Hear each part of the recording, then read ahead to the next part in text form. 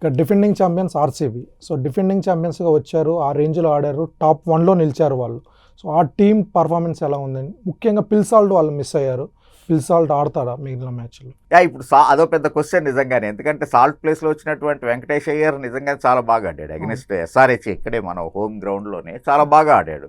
So కాబట్టి వెంకటేష్ అయ్యర్కి ఇచ్చినటువంటి లిమిటెడ్ ఛాన్సెస్లో హీఈస్ ప్రూవింగ్ వాట్ హీఈస్ అనేటువంటిది. ఎప్పుడు కూడా 170+ స్ట్రైక్ రేట్ తోటి అతను ఆడుతూ ఉన్నాడు వెంకటేష్ అయ్యర్. సో కాబట్టి అలాంటి తరుణంలో ఒకవైపు మనందరికీ తెలిసినటువంటిదే కోహ్లీ సెటిల్ అయ్యేం దాకా కూడా జనరల్గానే 130, 140 స్ట్రైక్ రేట్ తోటి ఆడతాడు.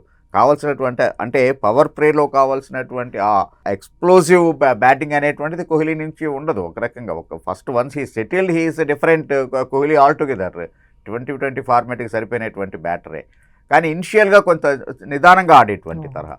సో కాబట్టి అలాంటి తరుణంలో ఇంకొక ఎండ్లో ఎక్స్ప్లోజివ్ బ్యాటింగ్ అనేటువంటిది ఉండాలి. So Venkatesh Iyer he is proved that. Phil Salt అందుబాటులోకి వచ్చేటప్పుడు న్యాచురల్గానే వెంకటేష్ అయ్యర్ని ఏం చేస్తారు? లాస్ట్ మ్యాచ్ గెలిచి ఎప్పుడైతే అప్పటికే వాళ్ళు ప్లే ఆఫ్కి సెటిల్ అయిపోయి ఉన్నా కూడా, నెంబర్ 1 పొజిషన్లో ఉన్నా కూడా, ఎప్పుడైనా కానీ లాస్ట్ మ్యాచ్ రిజల్ట్ అనేటువంటిది టీం మీద ఆ ఇంపాక్ట్ క్లియర్గానే ఉంటుంది డెఫినెట్గా.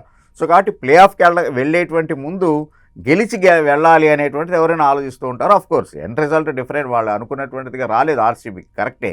కానీ కావాల్సినటువంటి ఫౌండేషన్ వేసినటువంటిది వెంకటేష్ అయ్యర్. డోంట్ ఫర్గెట్, వాళ్ళు 200 దాకా వచ్చారు అంటే వెంకటేష్ అయ్యర్ వేసినటువంటి ఫౌండేషన్. సో అందుకని ఇప్పుడు it's a big question to them. But నా ఉద్దేశం డెఫినెట్గానే వెంకటేష్ అయ్యర్ని కొనసాగించి ఫిల్ సాల్ట్ని మిడిల్ ఆర్డర్లో ఏమైనా ఇచ్చేస్తారేమో అని చెప్పేసి అని నేను అట్లీస్ట్ నెంబర్ 3 పటేదార్ ప్లేస్లో కావచ్చు, లేకపోతే కనుక ఈవెన్ పడిక్కల్ ప్లేస్లో కానీ వాళ్ళిద్దరు ప్లేస్ని షఫిల్ చేసి ఫిల్ సాల్ట్ని దే విల్ అకామిడేట్. ఆ రకంగా నేను అనుకుంటున్నాను. ఆర్సీబీకి పెద్ద అడ్వాంటేజ్ ఏంటంటే 1 is Bhuvi and 2nd is Hazlewood. So వాళ్ళ బౌలింగ్ అటాక్ నిజంగానే one of the best bowling attack. Gujarat Titans తర్వాత అంత అద్భుతమైనటువంటి బౌలింగ్ అటాక్ ఉన్నటువంటిది ఈ సీజన్లో డెఫినెట్గానే ఆర్సీబీ. ప్లస్ ఆన్ టాప్ వాళ్ళకి టాప్ 4 ఫామ్లో ఉన్నారు. ఫిల్ సాల్ట్ ఒకవేళ ఫిల్ సాల్ట్ లేకపోతే కనుక డెఫినెట్గానే ఇప్పుడు వెంకటేష్ అయ్యర్ మనం చెప్పుకున్నట్టు కోహ్లీ చాలా కన్సిస్టెంట్గా ఇంక్లూడింగ్ ఏ సెంచరీ కన్సిస్టెంట్గా రన్స్ చేస్తూనే ఉన్నాడు. ఆ తర్వాత పడిక్కల్ కావచ్చు, లేకపోతే కనుక ఇది. సో అందుకని వాళ్ళకి టాప్ 4 ఫామ్లో ఉండటం ఒకటి. ఇంతకుముందు మిడిల్ ఆర్డర్ కొలాప్స్ అనేటువంటిది చూసాం ఆర్సీబీలో, బట్ ఈసారి అది లేదు.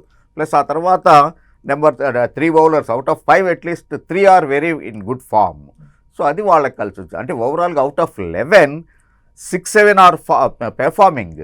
సో అందుకని ఆర్సీబీ టాప్లో ఉంది. ఇప్పటికీ కూడా వాళ్ళు డెఫినెట్గానే వన్ ఆఫ్ ది ఫేవరెట్స్గానే చెప్పుకోవచ్చు. గుజరాత్ వచ్చేసి ఫస్ట్లో ఓడిపోయారు, కానీ తర్వాత ఒక 5 మ్యాచెస్ వరుసగా గెలిచి వాళ్ళు ప్లే ఆఫ్ సిరీస్కి దూసుకొచ్చారు. సో ముఖ్యంగా ఒక ముగ్గురు మీదే వాళ్ళు డిపెండ్ అయ్యారు, Sai Sudharsan, Gill and Buttler. So అలాగే బౌలింగ్ కూడా సూపర్గా ఉంది. సో ఆ టీం ఇప్పటివరకు ఎలా ఆడింది, ఇంకా ముందు ఎలా ఉంటుంది వాళ్ళ పర్ఫార్మెన్స్?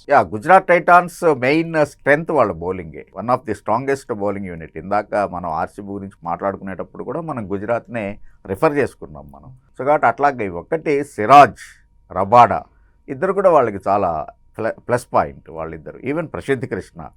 సో కాబట్టి ఎప్పుడైతే ముగ్గురు, అందులోనూ లక్ ఏంటంటే ఎప్పుడైతే ఇద్దరు మీకు ఇండియన్ బౌలర్లు క్లిక్ అవుతూ ఉన్నారో, ఫామ్లో ఉన్నారో, ఆటోమేటిక్గా రిజల్ట్ అనేటువంటిది విన్నింగ్ నోట్లోనే ఉంటుంది ఎప్పుడు కూడా end result. So Siraj and Prasidh Krishna and top ఫామ్లో ఉండటం, వాళ్ళకి తోడుగా Rabada one of the finest bowler in world cricket present.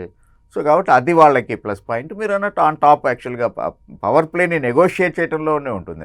Let it be bowling are batting, ఏదైనా కానీ ఐపీఎల్ అంటేనే మీకు power play is the deciding factor. So కాబట్టి అలాగా పవర్ ప్లేని వాళ్ళు ఫస్ట్ బ్యాటింగ్ చేస్తున్నా, సెకండ్ బ్యాటింగ్ చేస్తూ ఉన్నా కూడా చాలా చక్కగా నెగోషియేట్ చేయగలుగుతూ ఉన్నారు. Hardly they are losing 1 wicket. Even అది కూడా అంటే పవర్ ప్లేలో తక్కువ వికెట్లు కోల్పోయినటువంటి టీం గుజరాత్ టైటాన్స్ ఈ సీజన్లో మీరు చూస్తే కనుక.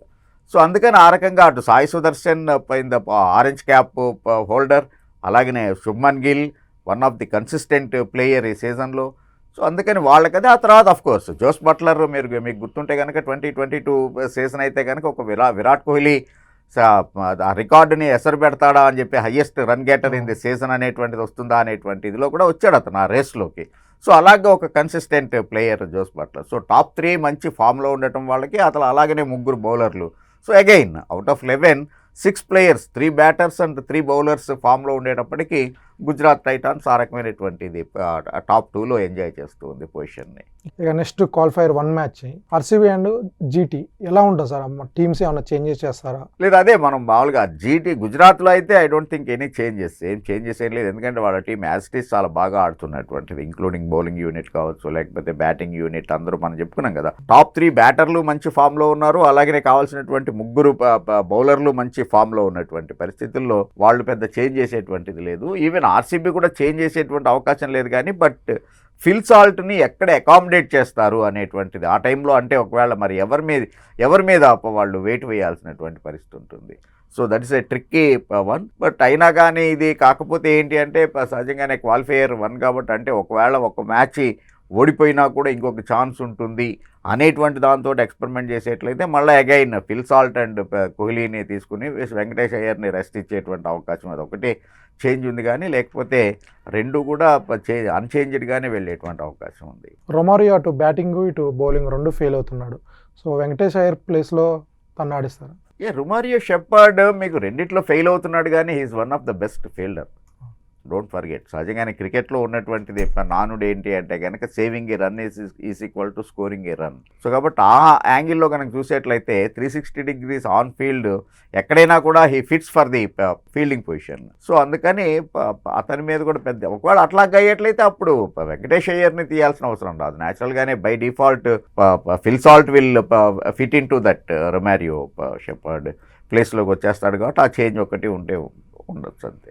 ఈ మ్యాచ్ జరిగే ధర్మశాల పిచ్ ఎలా ఉంటుంది sir? Batting Dharamshala of course it's bowling friendly unit గానే ఉంటుంది. ఎందుకంటే ఈవినింగ్ మ్యాచ్ డోంట్ ఫర్గెట్ చక్కటి అక్కడ బ్రీజ్ అనేటువంటిది వస్తూ ఉంటుంది. ఇట్ ఈస్ ఏంటది 600 feet above the sea height. So కాబట్టి ఆ మంచి బ్రీజ్ అది వస్తూ ఉంటుంది. కాబట్టి bowlers, medium pacers will enjoy that atmosphere. ఆ తర్వాత